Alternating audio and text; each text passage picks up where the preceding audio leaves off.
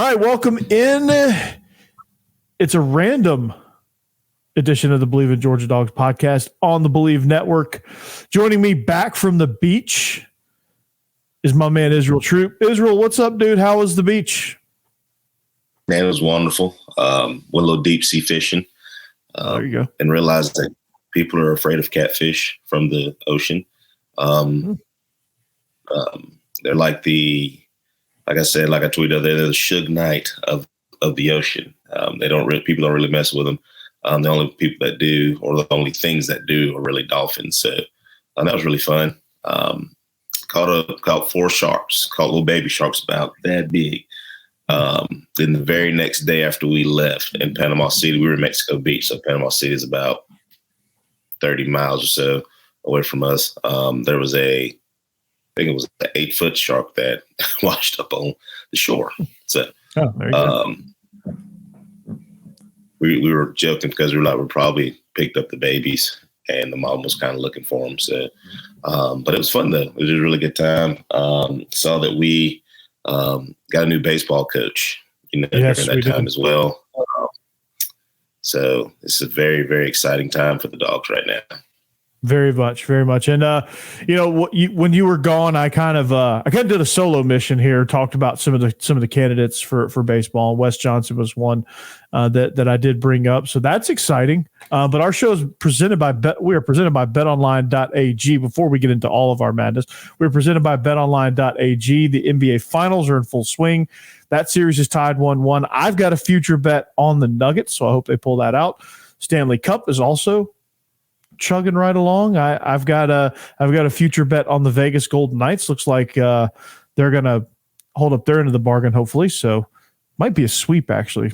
But BetOnline continues to be your number one source for all your sports gambling needs. Live odds, bet anything you want, casino games, whatever you enjoy in the betting world. BetOnline.ag has it. Israel, have you made any NBA or NHL bets? I have not. Well, I did make one. I got to check it. I think I made a baseball bet a week or so ago. I hadn't checked it. So it's going to be interesting to see how that went. I parlayed a couple. Oh, must be big money on the line then if you forgot to check it. A whole $2, man. A whole $2. There you go. Look at you. Big wallet there. So, but if you want to be like Israel and I and make some bets, head to you can use your mobile device or you can go to the website, betonline.ag, and enter the promo code BELIEVE. That's BLEAV for a 50% welcome bonus on your first deposit. betonline.ag. It's where the game starts. So, yeah, so we got a lot of things to talk about, Israel. We got the great debate that happened not far from where you were, apparently, with the 8 versus 9 game schedules. There was a whole big ado about that. I talked about that last week, and I told the people that I needed to get your opinion on it. We fired our baseball coach the last time I saw you, and we were looking for one. Well, yesterday we found one, so that was good.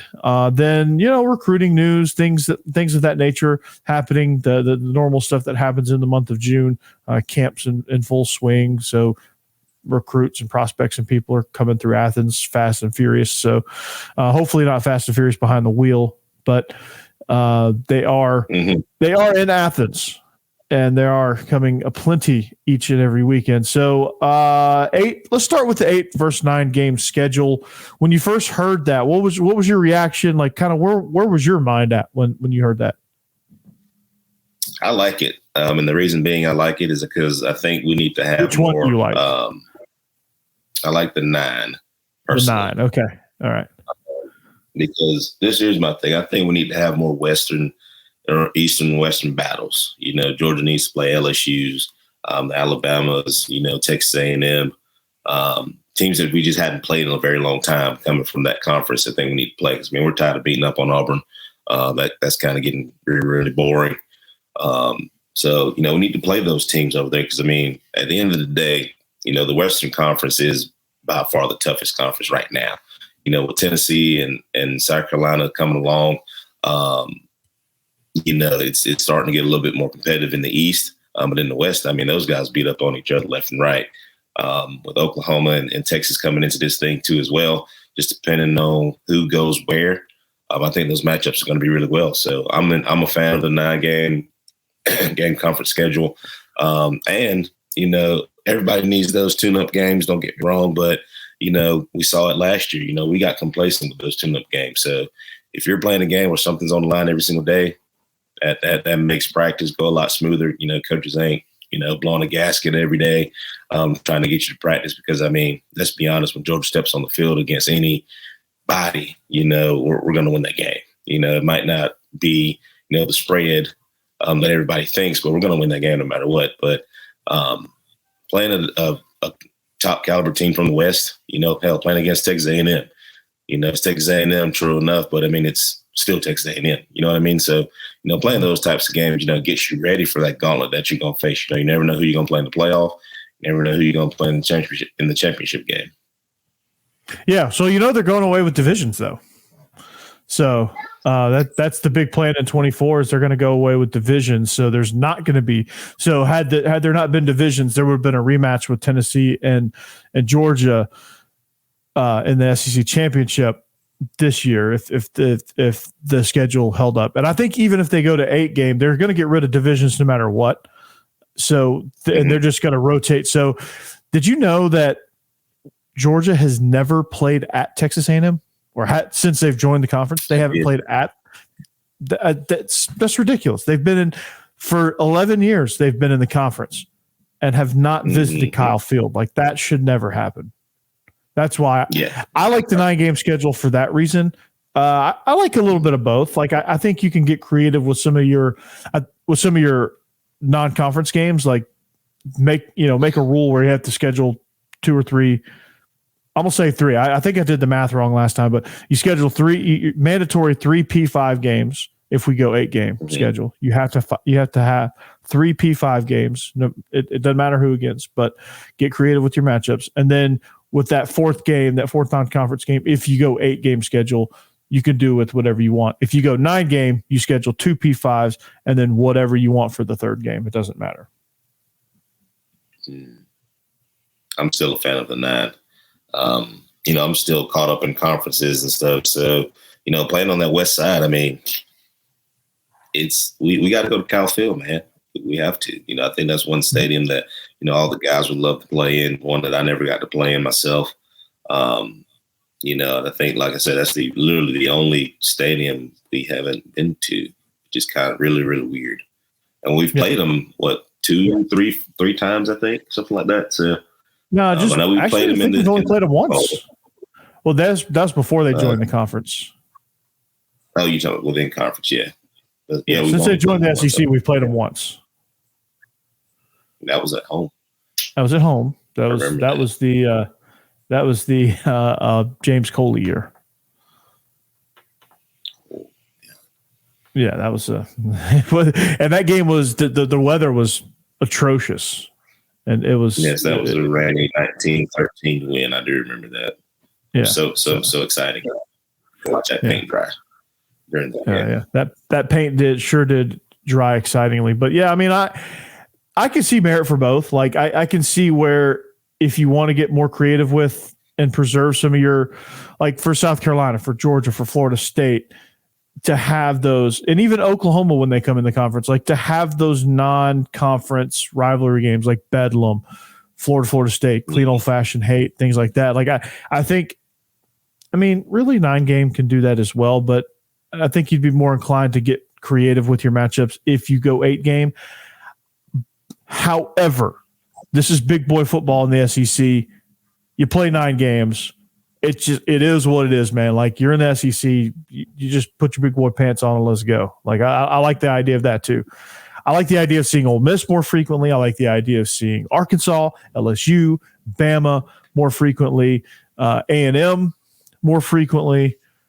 Just all those Western opponents more frequently, and I'm sure the Western opponents would love to see Vanderbilt more frequently and South Carolina. Well, I don't know who wants to see South Carolina at this point. They're getting scary, but it's going to come down to something pretty interesting. Oh yeah, I mean it's one of those deals to where people are going to be upset, people are going to cry, and all this stuff, and then you got to go out there and play football, And the people who like, what is the benefit of having 8 games? What are the pros to 8 games? The pros, I guess, you get more non-conference games to put on your resume. To kind of, you get the pros that everybody's saying is you beat up on each other less. So with an expanded playoff, maybe you get more teams in the field. With an expanded playoff with 8 teams, with 8 games, I mean. Other than that, I don't. Let me ask you this: I don't see a whole lot of difference. If you go 9 games, and your strength of schedule is what it is, and you squeak out, a couple of wins through that time, I think that bodes well better for the playoff committee than playing. All right, well, we had these other 4 games over here. Give or take, like you said, give or take who you play, because that's going to dictate everything as well. But if you had a good conference schedule, not those 9 games, I think that looks better to the committee, the performance during that time than anything else, to me. Yeah. And as a coach, I want to play the best team anyway. So that 9 games, I mean, hell, we're in the SEC. We got to do this anyway. Because if you think about it, you're going to probably end up playing an SEC opponent at some point during the playoff anyway. Yeah, it's going to be half the field. And the other half's going to be Big Ten. Like the poor Pac-12 and ACC are toast, man. Yeah. So might as well go and get used to it. That's what's going to happen, especially with the expanded playoff. So you know what? We talked about this on SEC After Dark last week as well. Steve is a huge proponent of the 9-game schedule. You know what? So am I. Let's do it. Let's just freaking do it, man. I'm all for it. And you're going to have coaches that cry and be like, well, we can't do this. Well, get creative with your schedule. You can get creative with three non-conference games. You can get really creative. That first game could be a big money maker for you. And then you sprinkle in, like you said, a couple more P5s in between there. A really, really good FCS school. Appalachian State's been having people's number for a while. So you can schedule those guys. I mean, Coastal Carolinas of the world.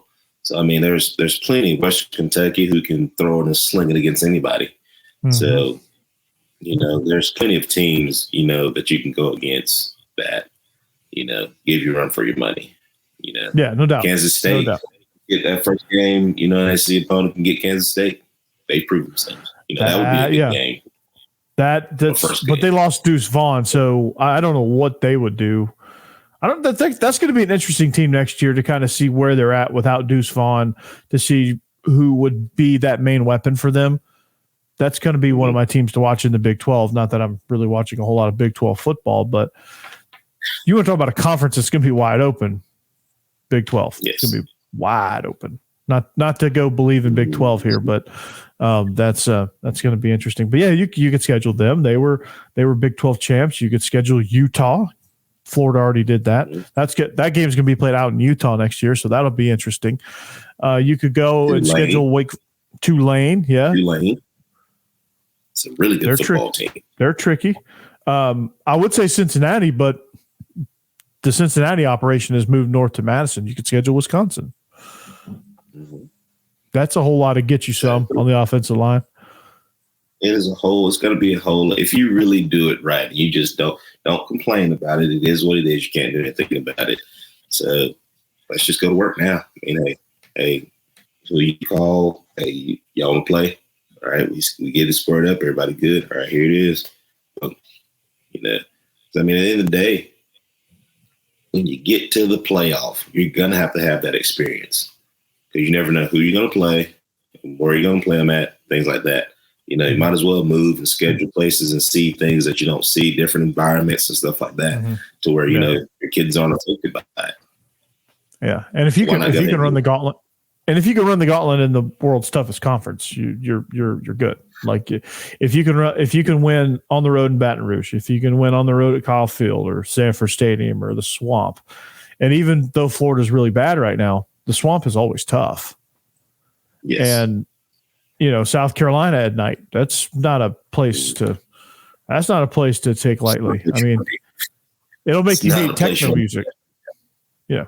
Oh yeah. And the white towels make your head laugh. White towels and sandstorm. I'm sure that's ingrained in your mind as something that you never want to see again, right? Yes, I don't like South Carolina at all. Yeah, I don't really either. And my wife's a Clemson grad, so we have it like double time on that. So she, like, I say South Carolina, yeah, just a house full of hate for the Garnet and Black or whatever they call themselves. So other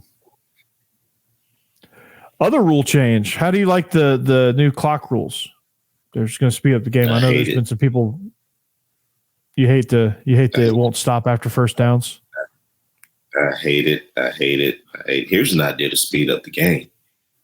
Let's not put so many commercials in between these games. All these TV timeouts and things like that. That's a start. Let's start. Here's an idea. Let's also start with, all right, so you're taking away, this is my argument. We had a big old discussion about this in the coaching office the other day, as a matter of fact. You're going to take out the one rule that has been in football ever. It's in high school football and it's in college football. Incomplete pass, clock stops. That has been the rule for as long as I've been playing. That's been the rule. I didn't look back to see how long that rule. But you're going to take that rule out and not rule out fake injuries. Hold it like delay of game on defenses.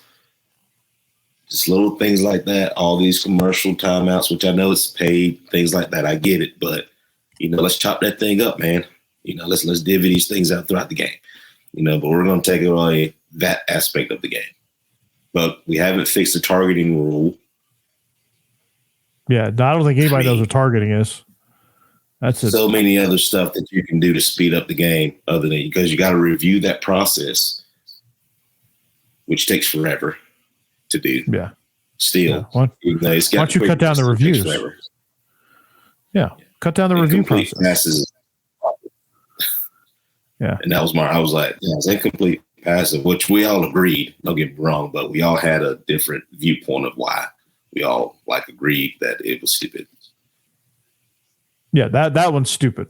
To go into the NFL thing about the clock with the first downs, that's not stupid.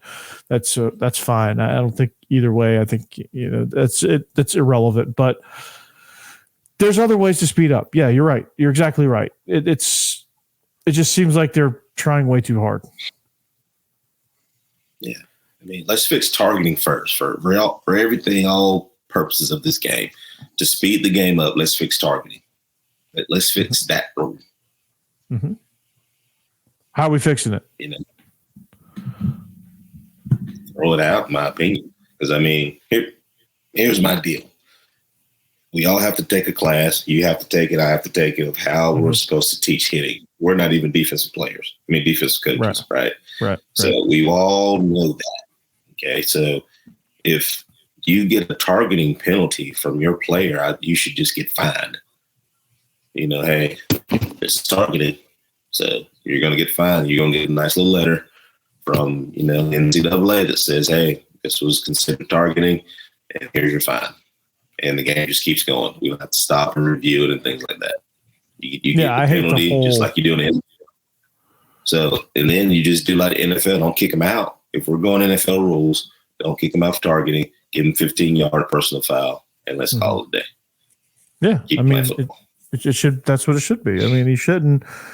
I know. I understand why they're doing it, and that's fine. They want to eradicate it, but sitting the player out is not really going to do a whole lot. I think you hit them in the pocketbook, maybe because everybody's making an NIL now. Maybe you find the player. Absolutely. And the university. From Kirby, I'll be like, hey, who is it? Hey, last look, hey man, you got this thing in the mail today, big dog. I don't know who you gonna get to pay it, but here you go. Put it in their mailbox. Yeah. At the in the locker room. Yeah, that'll curb it. you have to come up with $5,000 to pay your targeting fine. That'll stop it. That'll stop it. It's real good. Don't want to get your head out the way. Yeah. And you don't have to spend 8 minutes reviewing the Bullard hit on Marvin Harrison Jr., which was completely clean. It wasn't targeting. You could see him in real time jerk his head back. Like he was like trying to like lead with the shoulder. Like he contorted his body so that he would lead with the shoulder. Like it was perfect form. And he hit the ball. And he hit the ball. Yeah. It just so happened that he packed such a punch that that happens, that's just part of football, I hate it for Marvin Harrison Jr. 8 minutes to get that down back. Mm-hmm. Took 8 minutes. Yeah. So you're telling me 24 seconds? You know what I mean? It's 24 seconds. Once the ball's dead, the clock starts before the pass. Before the next pass. What bothers me is that every time there's a hard hit, it stops and they review it. Mm-hmm. Like it's gotten out of hand where like there's a big collision. Okay, we got to look at that for targeting. And so you probably have 8 targeting reviews in a game. That's a whole quarter's worth of reviews just right there. Because somebody hit somebody.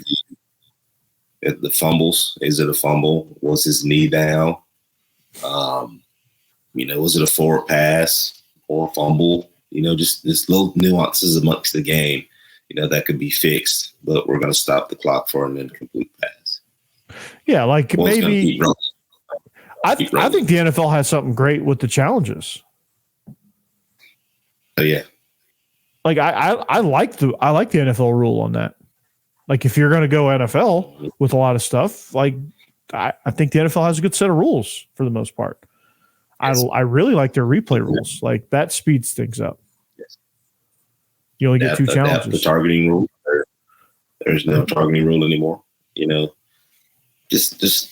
I don't know, man. They keep coming up with these rules to just put a Band-Aid on things that they really need to fix. Yeah, is what it seems like to me. You're going to spend your whole time Googling the rules and trying to figure out what the hell they're talking about versus just watching the game. And so anyway, but so they should have somebody new that says NCAA rules guy. Like he's in the box at all times. Like, yeah. Yep. Hey, coach, can't do that, man. Yeah. It's a rule. Section 62, paragraph 5 says you can't do that. Yeah. He's got his little rule book that he's furiously flipping through the pages on. I can just see it now. He's just sitting down there flipping. Okay, page 79. Article 114, section H says you cannot cross over. You know what they're trying to do in Tennessee in high school? There's a guy that works at our school that's a referee. He was telling me about this stuff. He said that, like, I don't know, you're a field guy, right? When it comes to being an OC. Mm-hmm. So when you call plays, does your foot cross over the line into the field of play occasionally? Sometimes. So what does the referee do when you do that? We get to signal first and then we can come off. So it just depends on where we are on the field. We can go out and signal and stuff, but then we have to get back. He'll be like, hey guys, time to get back. And then we'll get back. Once we're done signaling, we got to get back in the box. Okay. So you got about 15 seconds to do that, to step out. Yes. Like how far out can you go? Depending on how nice you are to the referee that night. I've gotten all the way out to damn near the numbers. So okay. It really just depends. Yeah. Well, Tennessee's trying to get it to where if your toe crosses a line, they want to make that a 15-yard unsportsmanlike. What? They want to make that like Like I've heard they're talking about making that a 15-yard penalty. I don't know if it's unsportsmanlike, but a 15-yard penalty, whatever they're going to call it. I don't know what they're going to call it, but the only time we get those automatically is if the referee bumps into you because you are too close to the side. That's the only time you get it. That's understandable. You get 15 off. And I get that. Like, get out of the way. I get that. Yeah. But the head coach is out of the game if it happens twice. Yeah, that's understandable. I've seen happen. Yeah, I'm sure. Yeah, I've been the victim. I get at least 3 or 4 sideline warnings every game, or every year. Not every game, but I get at least 3 sideline warnings minimum. Yeah, I'm really nice to referees when they come. You know, I'm like, hey man, how you doing? You know, blah blah blah. Chop it up with, especially the guy on our sideline. Oh yeah, no, I am too. I don't get it twisted. I am too. But I just times when like, come on, big dog, like you know who, like coach, I got you, like, my man. Yeah, like I drift. I just drift. Like it just happens. Like I just drift, and I'm a drifter. I call the play, and sometimes I just drift, and sometimes I end up. I have to like jump out of the way of the ref, and most of the time the ref's just like, "All right, babe, be careful." But occasionally occasionally they'll drop the flag at my feet there. Yeah, he's jacked up, man. Yeah, I'm like, but I usually tend to stand behind like everything, like the opposite direction of where it's going, so I can, like kind of be out there and stuff like that too. So. Yeah, most of the time I do that too. But I've been on the headset where, who is that on? My bad. My bad. That's on me, coach. I try to get it in before the ref points me out because that's the ultimate. Like the ref's like, it's on him, and I'm like, whoa. Well, it's really the kid's fault. Like the kids like get right up on you, so then you start to go further because they're coming further. Yeah. So. Yeah. And every sideline warning. I know. And the sideline warning, the head coach, every time there's a sideline warning, the head coach just goes ballistic. You see any head coach, you see head coaches, they turn around and go, get back. Yeah. They just steam coming out of the ears and everything, man. It's pretty funny. But never fails. Yep. Never fails, but I've gotten a few of those, and I saw in a game where the team got a 15-yarder because they blocked a kick, and one of the assistant coach like ran out to the numbers because his guys weren't reacting. They like the field goal got blocked, right, and so his team thought. Like they were playing like PAT rules. Like if PAT gets blocked, it's just dead, right? So they were kind of frozen. He goes running out on the field. He's like, cover. What are you doing? Cover. And he's out there on the field. And the ref throws the flag. He's like, yeah, his coach was almost at the hash mark.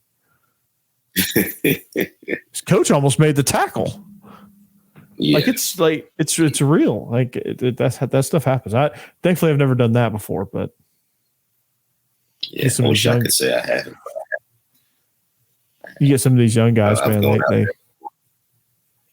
Did you get flagged though? And it's usually from no, I didn't. Well, if you, I kind of caught myself. Yeah, and luckily, like behind the play too. So. But they get you every time. They do. They do. Yeah. Which is amazing how, like in college, they're able to keep those guys back as well as they do. Mm-hmm. Like nobody crosses like the thick line at all, in college football. Just amazing. Yeah. They have to practice that. They do. They do. We practice it too, but it never works. Yeah. Kids are just. We've got lines and designated, man. We're good, man. Kids are just antsy, dude. Yeah, man, they get excited. Can't help it. They get excited. They do. God bless him.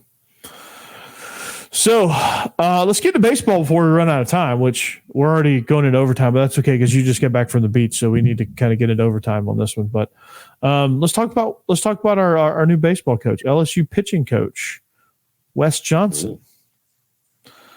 I think it's a great hire, especially considering the fact that our pitching has really been the downside of our, baseball program. Mm-hmm. If we get, we talked about earlier, the confidence of when that your pitcher can go out there and throw strikes, and keep this thing in check. I mean, that's really good. That helps the offense a lot. You're not pressing, you're just out here playing baseball.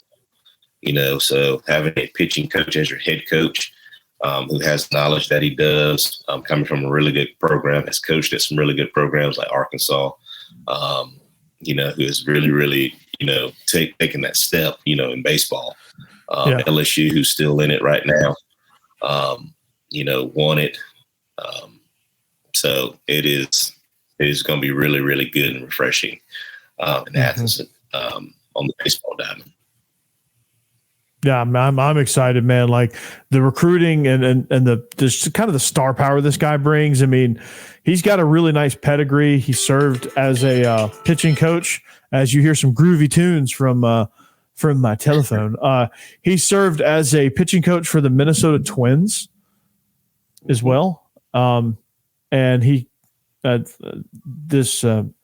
year was his first season with LSU. But he's, this guy's impressive, man. Like developing pitching, I think recruiting is going to be a big deal. Like I think you have to recruit and develop, which I think he can do.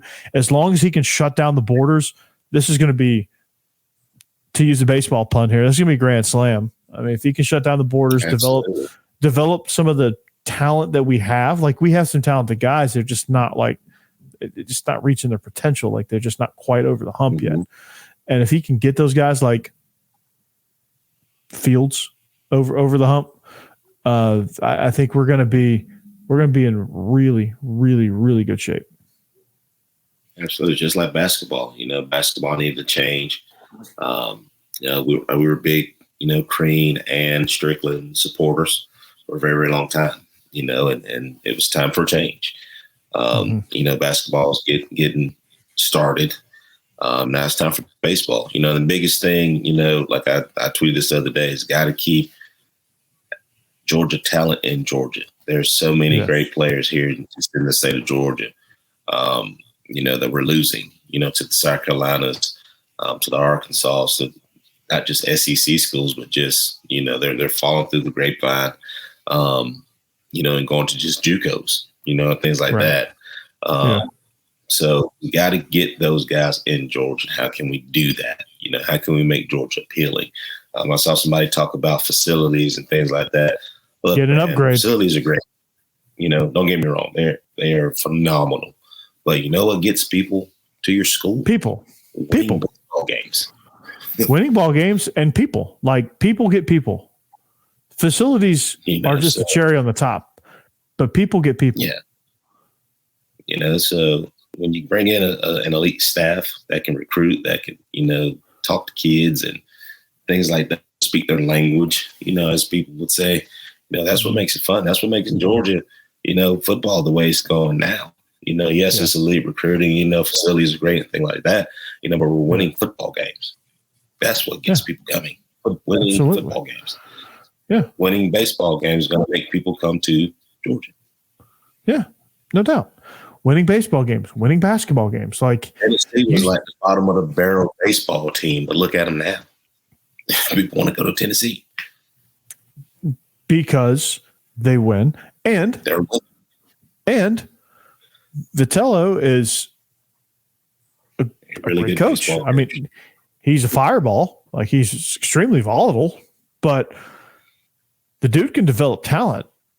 The dude, it's about people recruiting people. And if you're marketing the people, if you're making the right hires, and I've no doubts that Wes Johnson is going to build his staff in the right way, that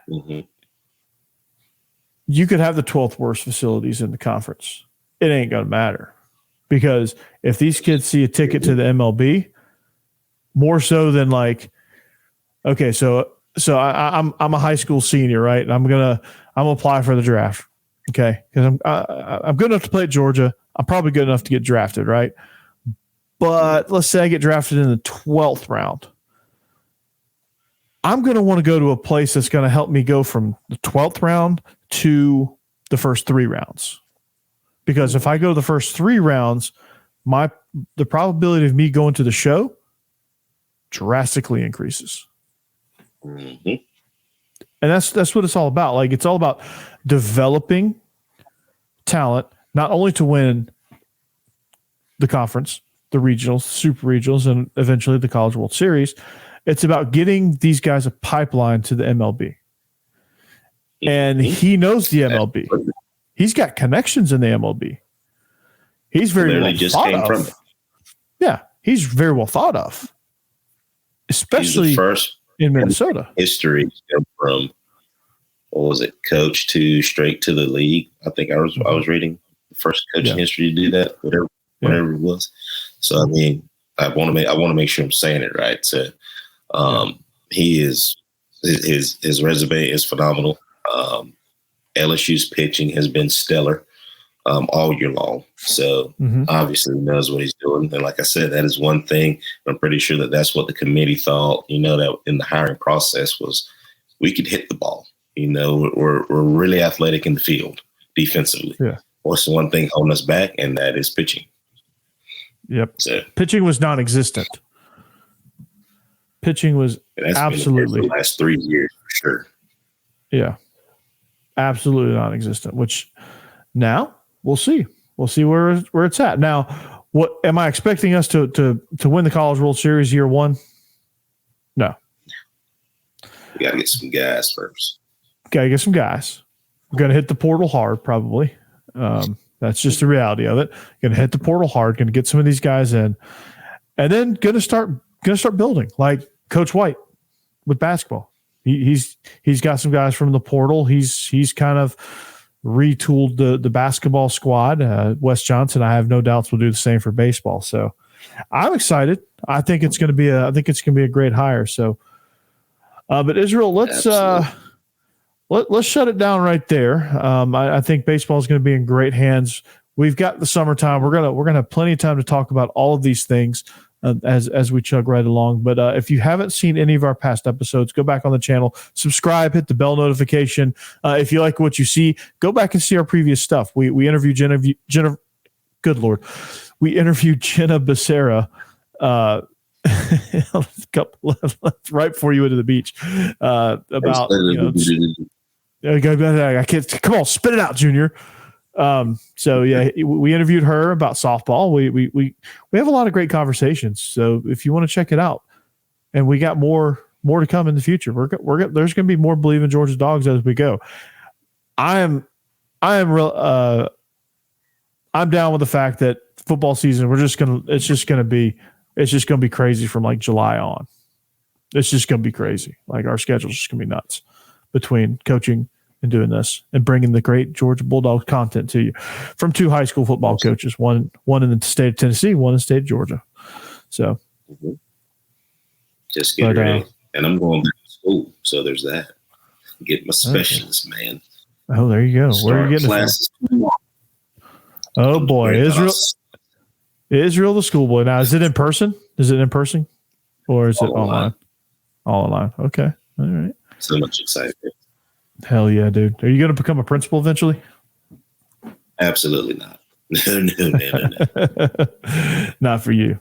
Yeah, I don't blame you. The only thing I'm going to run is my own football team. That's it. Yeah, there you go. Which is not far off. I'm predicting. Not far off in the horizon for you. So, well, dude, that'll do it for us. We are the Believe in Georgia Dogs podcast on the Believe Network, presented by Betonline.ag. We hope you have a great evening, and we'll see you back here. But until next time, go Dogs.